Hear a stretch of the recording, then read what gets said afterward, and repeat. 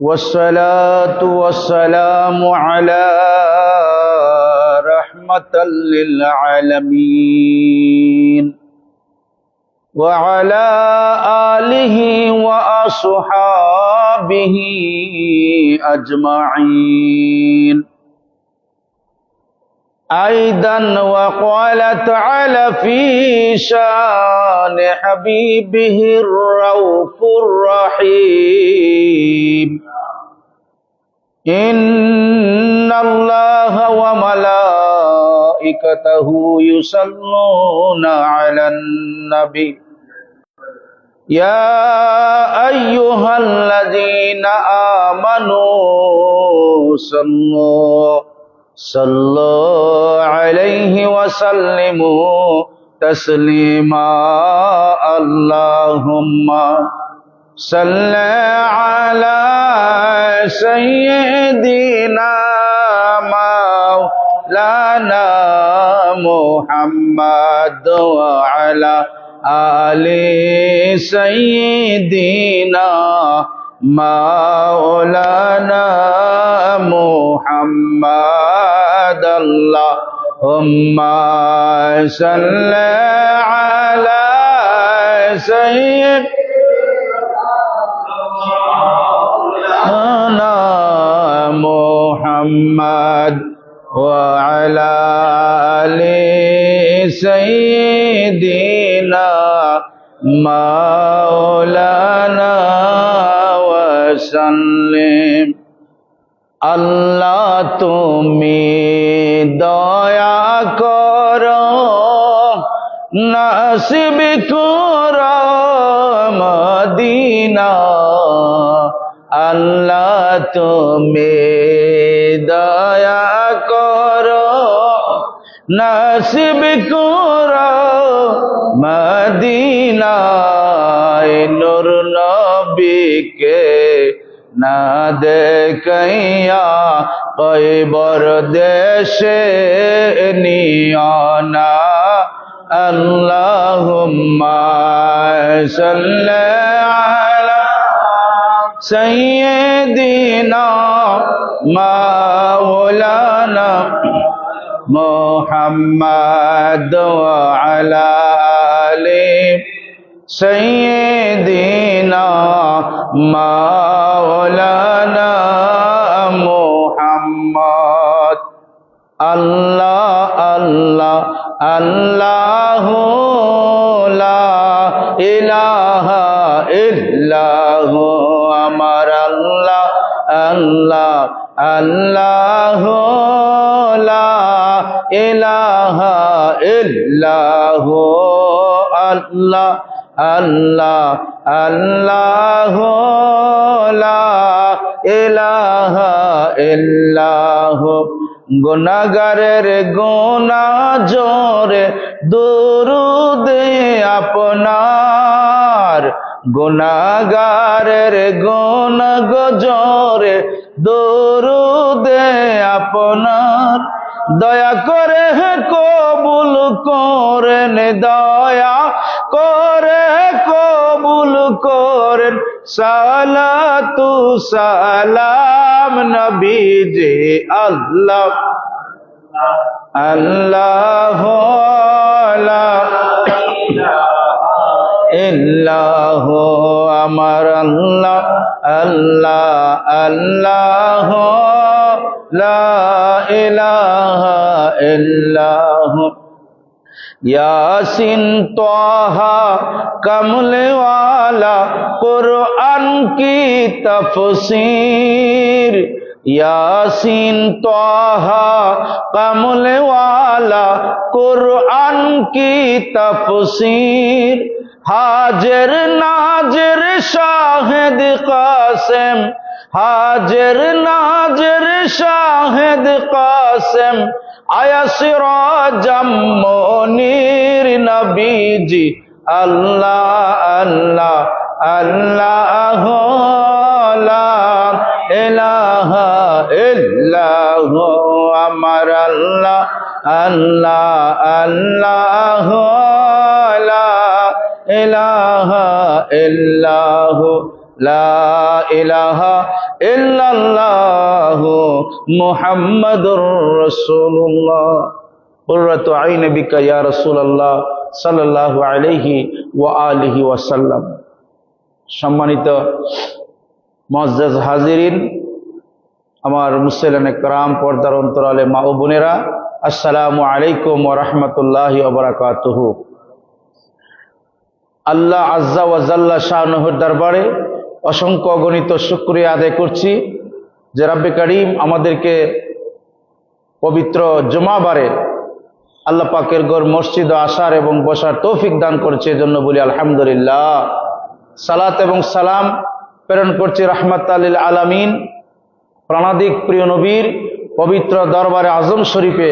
আল্লাহ পাক যেন আমাদের পক্ষ থেকে নাম ধরে ধরে কবুল আর মঞ্জুর করেন, আমরা বলি আল্লাহুম্মা আমিন। আমার বন্ধুরা, আমরা স্মরণ করছি পুত পবিত্র মহামহিম আহলে বায়াতে রাসূল সাল্লাল্লাহু আলাইহি ওয়াসাল্লাম গণকে, স্মরণ করছি খোলাফে রাশিদিন, মকবুল সাহাবা کرام, আইম্মাতি দ্বীন এবং জামে আউলিয়া کرامদেরকে আল্লাহ পাক যেন ওনাদের উসিলায় আমাদের মুর্দা কলবকে জিন্দা করে দেয়, আমাদের সমস্ত পাপ কাজ থেকে আল্লাহ দূর করে আল্লাহ এবং রাসূলের কাজে আমাদেরকে কবুল করেন, বলি আল্লাহুম্মা আমিন। আমার বন্ধুরা, শাওয়াল মাসের শেষ জুমাবার আজকে আল্লাহ সুবহানাহু ওয়া তাআলা আমাদের জন্য, আমাদের গুনাহ মাফের জন্য আল্লাহ স্পেশাল দিন সমূহ দান করেন। তন্মধ্যে সাইয়্যিদুল আয়াত বলা হয়, সাইয়্যিদুল আয়াম বলা হয় যে দিবসটি, এটা হচ্ছে পবিত্র জুমাবার। বলেন সুবহানাল্লাহ। এটা কোনো সাধারণ দিবস না, সাধারণ দিন না। সাইয়্যিদুল আয়াম অর্থ বুঝুননি, সাইয়্যিদ মানে সর্দার, মানে নেতা, লিডার, আর আয়াম মানে দিন সমূহের যত দিন আছে সমস্ত দিনের সর্দার হইল জুমাবার, শুক্রবার। বলেন না সুবহানাল্লাহ। এজন্য আল্লাহ রাসূল সাল্লাল্লাহু আলাইহি ওয়াসাল্লাম ইরশাদ করেছেন, জুমাবারে এমন একটি সময় রয়েছে, এমন একটি বরকতদার টাইম রয়েছে, যে টাইমে, যে ওয়াক্তে, যেই সময়ে আল্লাহর কাছে যখন দোয়া করা হবে, এই দোয়া মুস্তাজাবুদ দেওয়া হয়ে যায়, মানে আল্লাহ অবশ্যই কবুল করেন। বলেন সুবহানাল্লাহ। এই দিনটি আপনারা জানেননি? জি না। সময়টা জানেননি? বলে না। অনেকে আমরা বয়ান করি, এখানে ঢুকে এইদিকে বের হয়, ঠিক না বেটি? হ্যাঁ, বের হয়ে যায়, কারণ এগুলি স্মরণ থাকবে না। স্মরণ থাকবে কোনটা জানেন? বন্ধুর সাথে কোথায় কোথায় আড্ডা মারা যেতে হবে, কোথায় বন্ধুর সাথে চা স্টলে যেতে হবে, দোকানে, বিল্ডিং এ যেতে হবে, একসাথে বসে আড্ডা মারতে হবে, আরেকজনের সমালোচনা করতে হবে, ওই বাড়ির কি হয়েছে, ওই বাড়ির কি হয়েছে, এই সমালোচনা, এগুলি মনে থাকে। দেখা হইলে কি ভালো, জি ওই দেখছো নিমুখের বলে এটা হয়েছে, এগুলি আমাদের খুব মনে থাকে। এজন্য আজকে আমরা মার খাইতেছি, খাইতে খাইতে আমাদের পিঠের আর কোনো চামড়া নাই আছে। আপনি তো কইবেন যে আমরা কই মার খেলাম, কিন্তু আমাদের মুসলমান তো ধ্বংস হয়ে যাচ্ছে। মুসলমানদের ক্রাইটেরিয়া আছে চলার।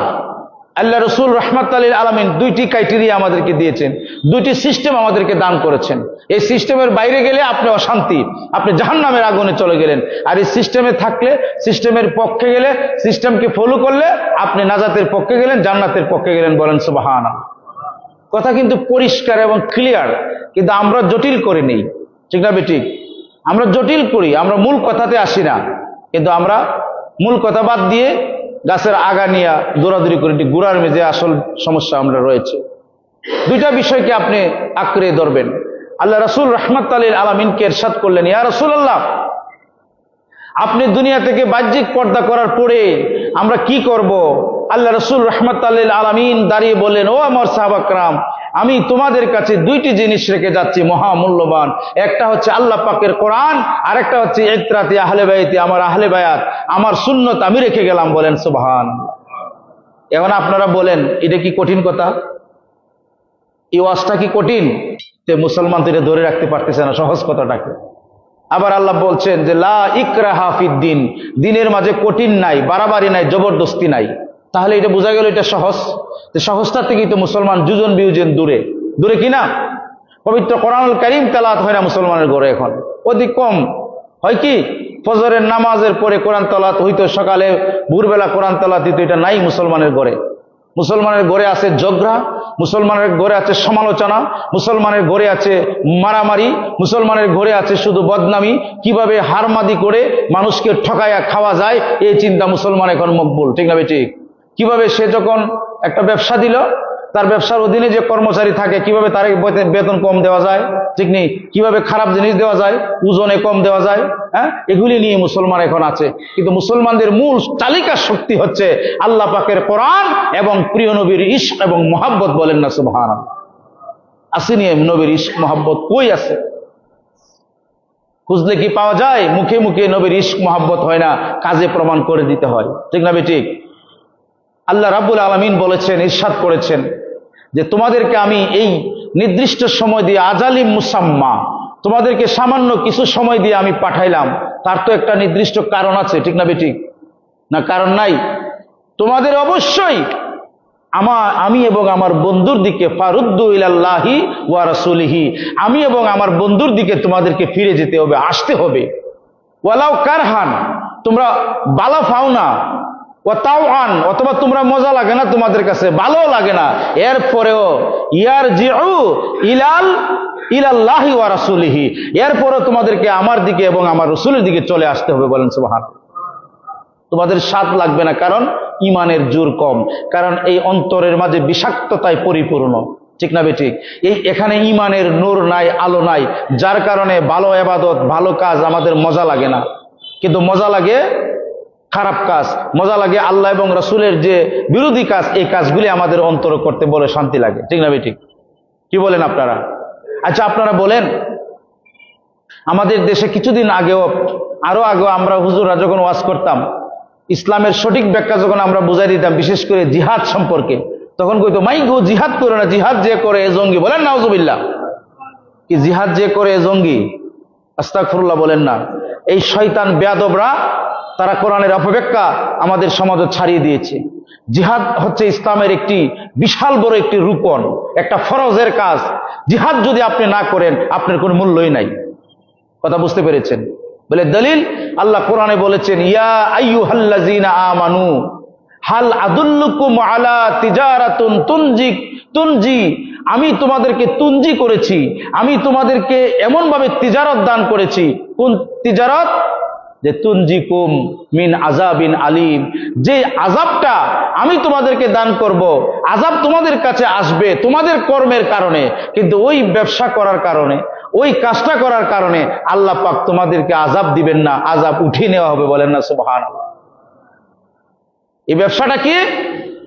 তুমিনুনা বিল্লাহি ওয়া রাসূলিহি ওয়া তুজাহিদুনা ফি সাবিলিল্লাহি বিআমওয়ালিহি। এই ব্যবসাটার নাম কি? এই কাজটার নাম কি? আল্লাহ রাব্বুল আলামিন পবিত্র কুরআনুল কারীমের মাঝে বলেছেন, আমার গোলামেরা, ও গোলামেরা, আমার বান্দারা, তোমরা শোনো, তুমিনুনা বিল্লাহি ওয়া রাসূলিহি, তার ওই ব্যবসাটার একটা ক্রাইটেরিয়া হচ্ছে, ওই কাজটার একটা মেথড হচ্ছে, তোমরা আমার উপরে ঈমান আনবে এবং আমার বন্ধু আমার রাসূলের উপরে ঈমান আনবে। বলেন সুবহানাল্লাহ। এ রব্বি কারীম, তোমার উপরে ঈমান আনলাম, তোমার বন্ধুর উপরে ঈমান আনলাম, তারপরে কি করব? আল্লাহ পাক বলেন, ওয়া তুজাহিদুনা ফি সাবিলিল্লাহ, তোমরা অবশ্যই অবশ্যই আল্লাহর রাস্তায় জিহাদ করতে হবে। বলেন সুবহানাল্লাহ। কিভাবে জিহাদ করবেন? বিনাফসিহি ওয়া আমালিহি, তোমাদের নফস দ্বারা, তোমাদের অন্তর দ্বারা এবং তোমাদের ধন সম্পদ দ্বারা। আল্লাহ বলছেন, তোমাদের জান দ্বারা, তোমাদের মাল দ্বারা আমি আল্লাহ পাকের পথে তোমরা প্রাণান্তকর চেষ্টা করো, জিহাদ করো। বলেন সুবহানাল্লাহ। আল্লাহ নবী রাহমাতাল লিল আলামিনের দরবারে একজন সাহাবী জিজ্ঞেস করলো, ইয়া রাসূলুল্লাহ, ইয়া হাবিবাল্লাহ, এটাই হাদিসের ব্যাখ্যা বলতেছি আপনাদেরকে, এই কোরআনের ব্যাখ্যায়। ইয়া রাসূলুল্লাহ, ইয়া হাবিবাল্লাহ, বুখারী শরীফের হাদিস, সহিহ হাদিস। ওগো আল্লাহর নবী রাহমাতাল লিল আলামিন, আন্না আবা সাঈদুল খুদরি রাদিয়াল্লাহু তাআলা আনহু হাররাসাহু ক্বালা কিলা ইয়া রাসূলুল্লাহ, আল্লাহ নবীর দরবারে এসে বললেন, আইয়ুন নাসি আফদালু, ওগো আল্লাহর নবী রাহমাতাল লিল আলামিন, এই জগতের মাঝে সবচাইতে সম্মানিত মানুষকে, সুবহানাল্লাহ বলবেন না? এটা মন চায় না জানার জন্য, সম্মানী মানুষকে সবচেয়ে? আল্লাহর নবীকে প্রশ্ন করলো, ইয়া রাসূলুল্লাহ, ক্বালা কিলা ইয়া রাসূলুল্লাহ আইয়ুন নাসি আফদালু, ইয়া রাসূলুল্লাহ, দুনিয়ার জমিনের মাঝে সবচাইতে সম্মানী ব্যক্তিকে? ফাকালান নবী সাল্লাল্লাহু আলাইহি ওয়া আলিহি ওয়াসাল্লাম রাহমাতাল লিল আলামিন, প্রিয় নবী ইরশাদ করেন, মুমিনুন, ওই মুমিন ব্যক্তি সবচেয়ে সম্মানিত, ইউজাহিদু ফি সাবিলিল্লাহি বিনফসিহি ওয়া আমালিহি, ওই মুমিন ব্যক্তি সবচাইতে সম্মানিত যে নিজের জান দ্বারা, নিজের সম্পদ দ্বারা আল্লাহর রাস্তায় জিহাদ করে। বলেন না সুবহানাল্লাহ। ক্বালু ইয়া রাসূলুল্লাহ সুম্মা মান ক্বালা, সাহাবা کرام বললেন, ইয়া রাসূলুল্লাহ, তারপরে কোন ব্যক্তি সম্মানিত? রাহমাতাল লিল আলামিন, প্রিয় নবী ইরশাদ করেছেন, মুমিনুন শু'বিম মিনাশ শাআবি, ওই মুমিন ব্যক্তিরা সবচাইতে সম্মানিত, সবচাইতে উৎকৃষ্ট। বলে ওই মুমিন ব্যক্তিটা কারা? ওই মুমিন ব্যক্তিকে আল্লাহ রাসূল বলেছেন, ওই মুমিন ব্যক্তি যে পাহাড়ের গুহায় আশ্রয় নিয়েছে, কিংবা তো জনমানব যেখানে নাই সেখানে আশ্রয় নিয়েছে, কিন্তু তার থেকে অন্য অপর মানুষ কোনো কষ্ট পায় না, অর্থাৎ সে শক্তিশালী কিন্তু দুর্বল মানুষ তার থেকে নিরাপদ। আল্লাহ নবী বলছেন, এরপরে ওই ব্যক্তি সম্মানী। বলেন সুবহানাল্লাহ। তাহলে এটা বুখারী শরীফের হাদিস, কিন্তু হাদিসগুলি ব্যাখ্যা করতে আগে বলে, ব্যাখ্যা করলে আমরা ডরাই, আমরা জিহাদের কথা বলছে। একমাত্র বাংলাদেশ, পাকিস্তান, ইন্ডিয়া, বিশেষ করে বাংলাদেশ এবং পাকিস্তান, এই অঞ্চলের যে শাসকগুলি আগে আসিল, বেশিরভাগ শাসক, বেশিরভাগ এরা ছিল অত্যাচারী, এরা ছিল জালেম। এজন্য জিহাদের আয়াত বলতে বলতো জিহাদের কথা কইছে জঙ্গি। বলেন না নাউজুবিল্লাহ। আল জিহাদু আল মুজাহিদুনা মান জাহাদা নাফসাহু, সবচেয়ে বড় মুজাহিদ হচ্ছে যে নিজের নফসের সাথে জিহাদ করে। বলেন না সুবহান। জিহাদ একটা পার্ট অফ দ্য ইসলাম, ইসলামের একটা পার্ট, একটা অধ্যায়, কিন্তু ওই জিহাদ সম্পর্কে আমরা অসচেতন। বুখারী শরীফের মাঝে হাদিস আছে, ওয়ান আনাস ইবনে মালিক রাদিয়াল্লাহু তাআলা আনহু قال انه قال رسول الله صلى الله عليه وسلم গাদওয়াতুন ফি সাবিলিল্লাহ, যে আল্লাহর রাস্তায় সকালবেলা জিহাদ করা, আল্লাহর রাস্তায় সকালবেলা নিজের সময়কে অতিবাহিত করা, আও রাউহাতুন, অথবা বিকাল বেলায়, খায়রুম মিনাদ দুনিয়া ওয়া মা ফিহা, আল্লাহ রাসূল বলতেছেন, এই দুনিয়ার মাঝে যত দুনিয়া আছে, দুনিয়াতে যত সম্পদ আছে, দুনিয়া এবং দুনিয়ার সম্পদ থেকে সবচেয়ে বড় উত্তম হলো আল্লাহর রাস্তায় সকাল এবং বিকাল সময় অতিবাহিত করা। বলেন সুবহানাল্লাহ। বুখারী শরীফের হাদিস। মিয়া শুনছেন এগুলি কোনোদিন? জীবনও না। এগুলি ওয়াজ করেন, আমি শুনছি না, আমি তো নতুন স্টাডি করে বলছি আপনাদেরকে।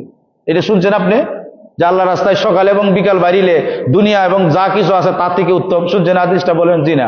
এটা বুখারীর হাদিস, এগুলি পড়া শোনাবে না। এখন কারণটা কি শোনাবে না? কারণ ইহুদিরা একটা সিলেবাস দিছে, আমরা রে খ্রিস্টানরা একটা সিলেবাস দিছে। কোন সিলেবাস জানেন? এইটুক বলবা, আর এক শ্রেণীর মৌলানা সারি দিছে মুসলমানের আমলের মিজে বেজাল সৃষ্টি করবা, মুসলমান ফতোয়া নিয়ে এগুলি নিয়ে বাড়াবাড়ি করব, আর এদিকে তারার মাইরে আমরা শেষ করব। এটা হইল তাদের একটা পলিসি। কারণ ওই যে পাখি দেখছেন আপনারা, গুগু যে শিকার করে, আমরা ছোটবেলা দেখছি একটা পাখি দিয়ে ডুফি, বুঝেন তো ডুফি? এই যে ডুফি দিয়ে ডুফি শিকার করে, দেখছেন না? একটা শিকারি ডুফি থেকে সে ডাক দেয়, আরেকটা এসে এমনি কপ করে দরজা বন্ধ করে দেয়, ঠিক না? তাহলে শিকারি যে শিকার করে তার জাত বাই দিয়া করে না অন্য জাত দিয়া করে? জাত বাই দিয়া করে। তো মৌলানা আমাদের মতো ছেড়ে দিছে, দিয়ে এইগুলি সমাজ অপব্যাখ্যা করায়। তারা মনে করে যে জিহাদ বলতে কি, এক শ্রেণী বলছে যে না জিহাদ বলাই যাবে না, আরেক শ্রেণী বলছে না জিহাদ করতে হবে, জিহাদ মানে মানুষকে মারা লাও, কাটটা লাও। আরেক শ্রেণী বলছে জিহাদ কই যাবে না, জিহাদ মানে জঙ্গি। বলেন নাউজুবিল্লাহ। তাহলে দুইটা ব্যাখ্যা ভুল আছে এখানে। জিহাদটা কাকে বলে, প্রকৃত জিহাদ কাকে বলে শোনেন। হযরতে বুখারী শরীফ থেকে আমি বলছি, তিরমিজি শরীফ থেকে, এবং বিশ্ববিখ্যাত কিতাব যেগুলি সহিহ হাদিস, এই কিতাবের মধ্যে লেখা আছে হযরতে খুবাইব রাদিয়াল্লাহু তাআলা আনহু, একজন সাহাবীর নাম কি নাম? খুবাইব রাদিয়াল্লাহু তাআলা আনহু বদরের যুদ্ধের মাঝে অনেক কাফেরকে হত্যা করছে। আর কাফেররা এখন পর্যন্ত তাদের ভিতরে একটা আছে, যে কাফের ইয়াজিদের গোষ্ঠীর ভিতরে এখনো আছে, যে যারা সত্যিকারের নবী প্রেমিক, আহলে সুন্নাত ওয়াল জামাতের প্রেমিক, এবং যারা সত্যিকারের আহলে বায়াতের প্রেমিক, এদের অন্তরে কষ্ট দেয়। কেন জানেন? কারণ তারা কয় বদরের যুদ্ধের মাঝে আমাদের অনেক ভাই বেরাদর শহীদ হয়েছে, মুসলমানরা হত্যা করছে, এই তাদের প্রতিশোধ নেওয়ার জন্য এখন পর্যন্ত তারা কাজ করে, এখন পর্যন্ত তারা বোমা মারে। বলেন নাউজুবিল্লাহ। তারা প্রতিশোধ নিতে চায়। কিভাবে? খুবাইব রাদিয়াল্লাহু তাআলা আনহুকে আপনারা মসজিদে আয়েশার নাম শুনছেন না? হজ করতে গেছেন না? এই যে উমরা করতে গেলে বা হজ করতে গেলে কাবা শরীফ থেকে 7 কিলোমিটার দূরে, এখানে গিয়ে আপনি কি ইহরাম বাঁধতে হয়, ঠিক না? উমরার জন্য গেলে এখানে গিয়ে আপনি ইহরাম বাঁধতে হয়, ঠিক নেই? এখান থেকে যে আমরা 2 রাকাত নামাজ পড়ে এখানে কাপড় টুপড় পরে আমরা চলে আসি।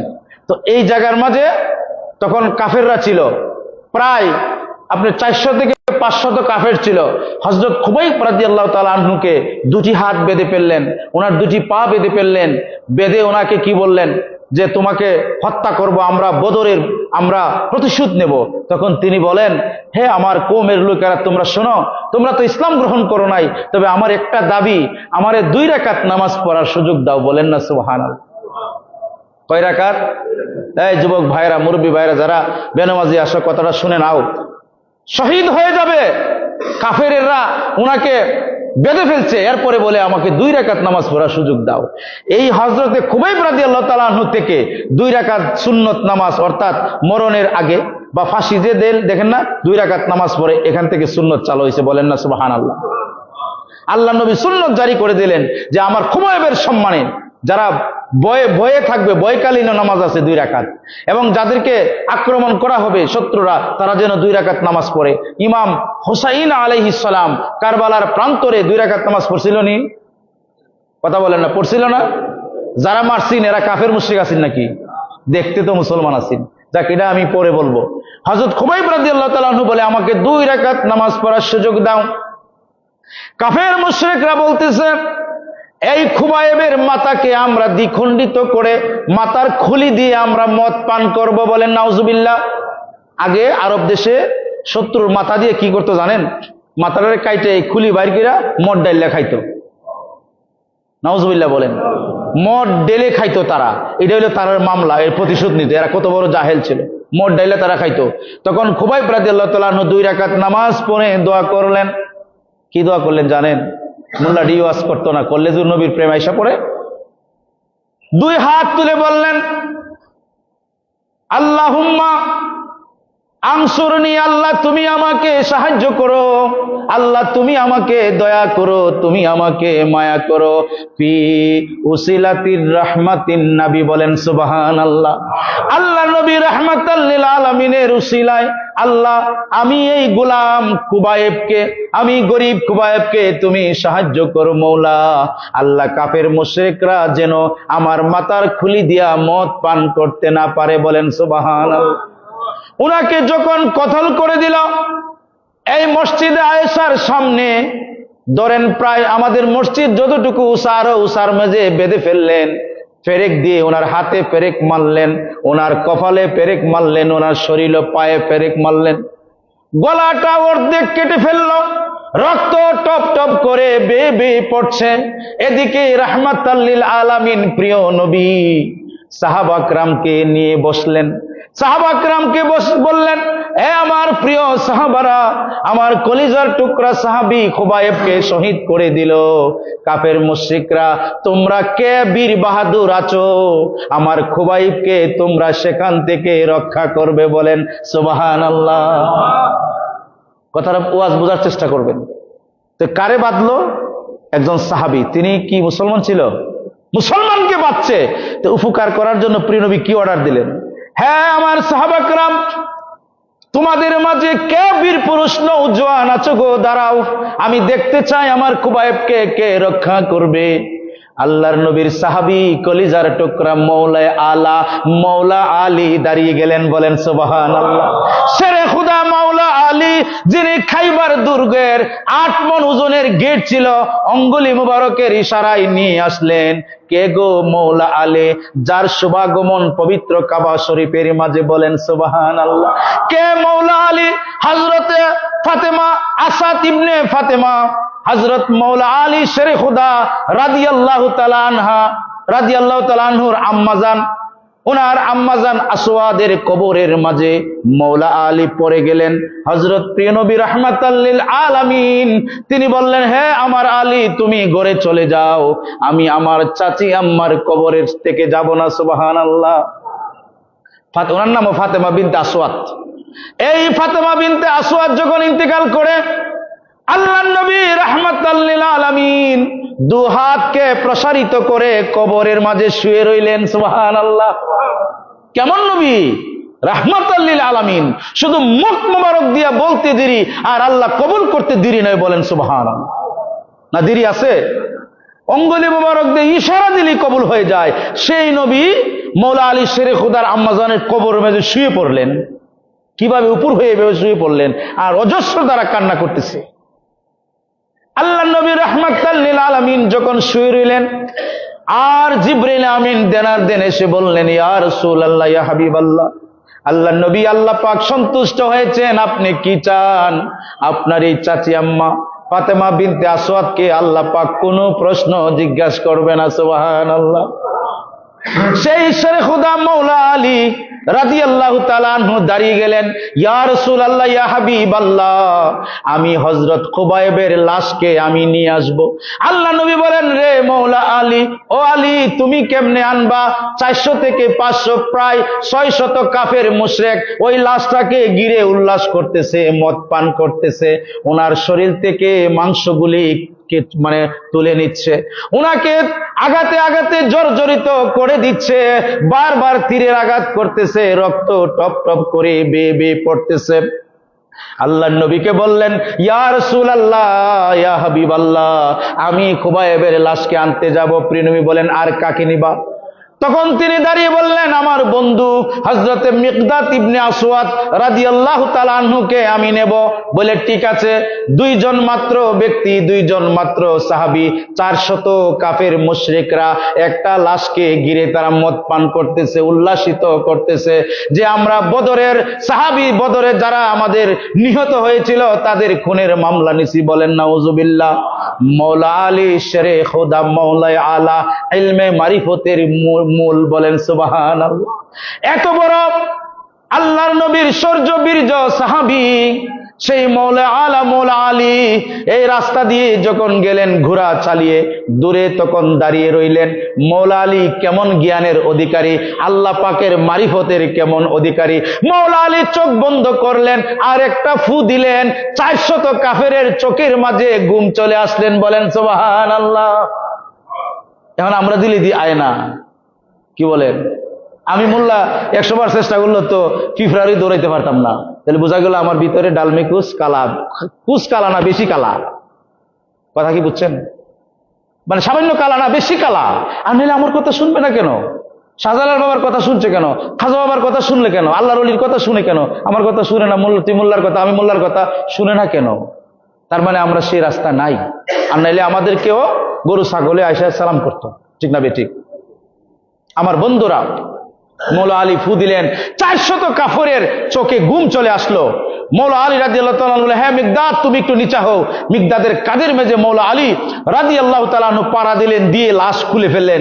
400 কাফেরের কোনো খবরই নাই। বলেন সুবহানাল্লাহ। আজকে ফিলিস্তিনের মাঝে আমার ভাই বোনদেরকে মেরে রক্তাক্ত করে দিচ্ছে, আজকে সেই মৌলা আলীর অনুসারী নাই। আছে? যদি কোন আছে তাহলে এটা ভণ্ড। এটা কি? ভণ্ড। আর নাইলে আজকে গাজাবাসীকে ধ্বংস করে দিচ্ছে, কেউ যায় না, কেউ যায় না। যায় কি? যায় না।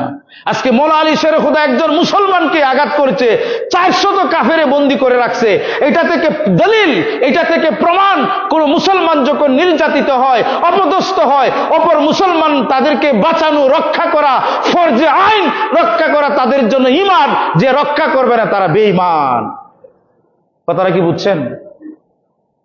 বুঝলে ভালো, না বুঝলে তো বেঈমানই, ঠিক না বেঠিক?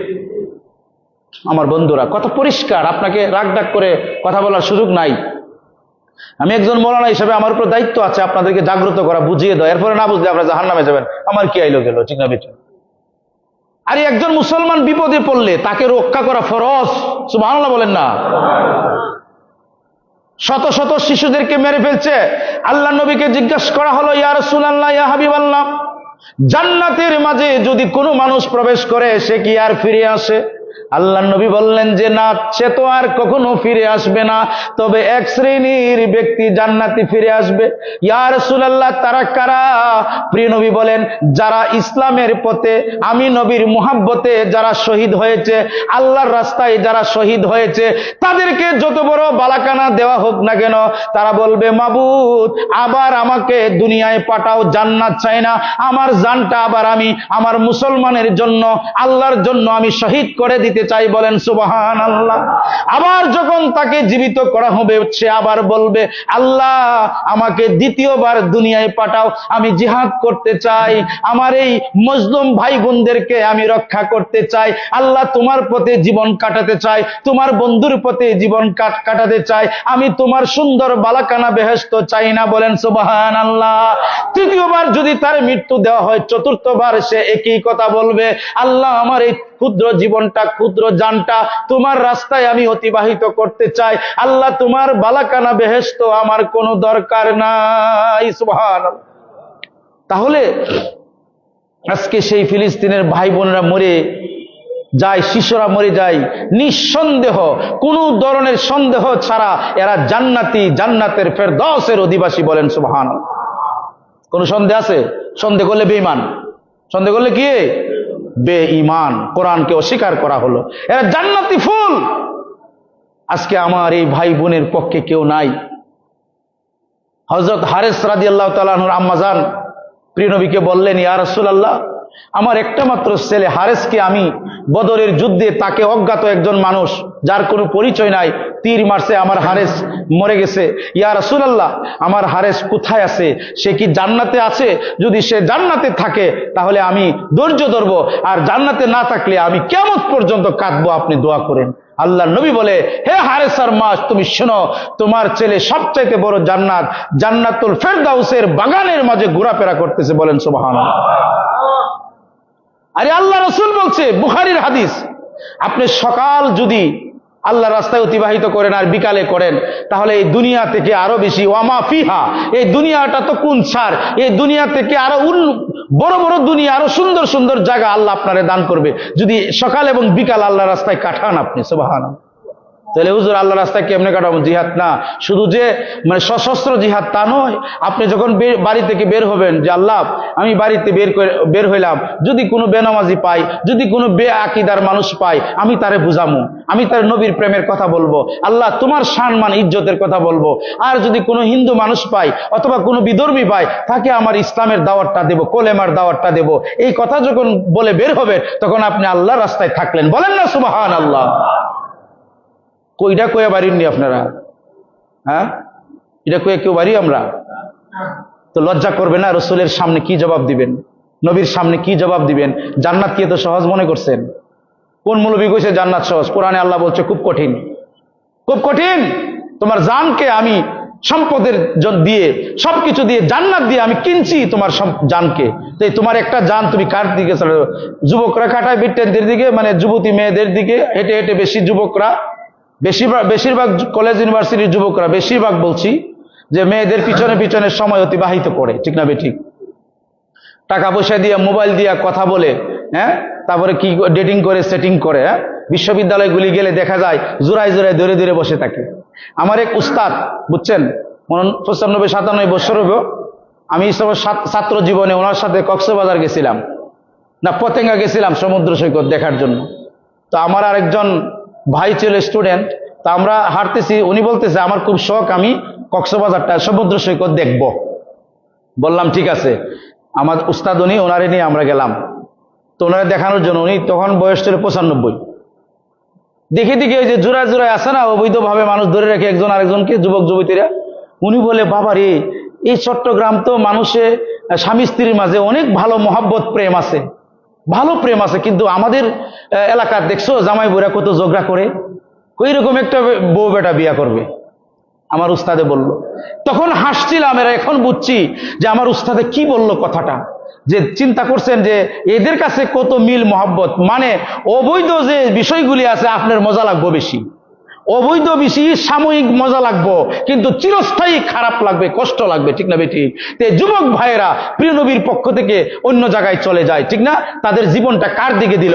কিন্তু আপনি মৌলা আলী শের খোদা রাদিয়াল্লাহু তাআলা আনহুকে দেখেন, মৌলা আলা যখন এই লাশটাকে নিয়ে আসলেন, ঘটনা আমি ছিলাম সেখানে, তখন তিনি লাশটাকে নামিয়ে ফেললেন, আর আপনার 400 বা 500 কাফের তার মুখে গুম।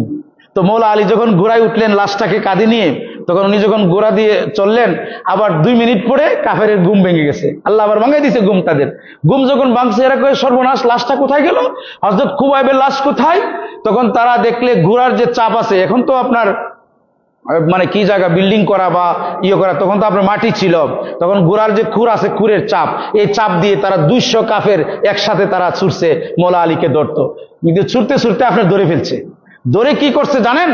ধরে সবাই ওনাকে ঘিরে ফেলছে, প্রায় 200 কাফেরে ঘিরে ফেলছে, এবং মৌলা আলী শের খোদা রাদিয়াল্লাহু তাআলা আনহু এবং আপনার হযরত মিকদাদ ইবনে আসওয়াদ রাদিয়াল্লাহু তাআলা আনহু দুজন, আর ওনার কাঁধে খুবাইব রাদিয়াল্লাহু তাআলা আনহুর লাশ।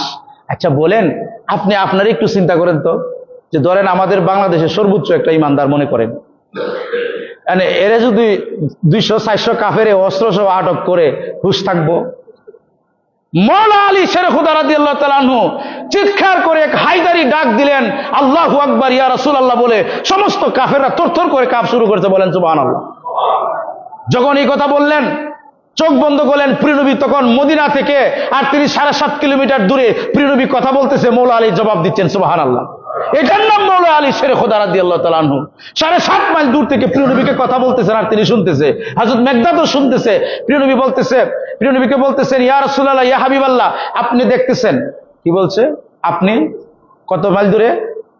আর মোল্লা রাকিদা কিতা নবী দেখে না, ঠিক না বেটি?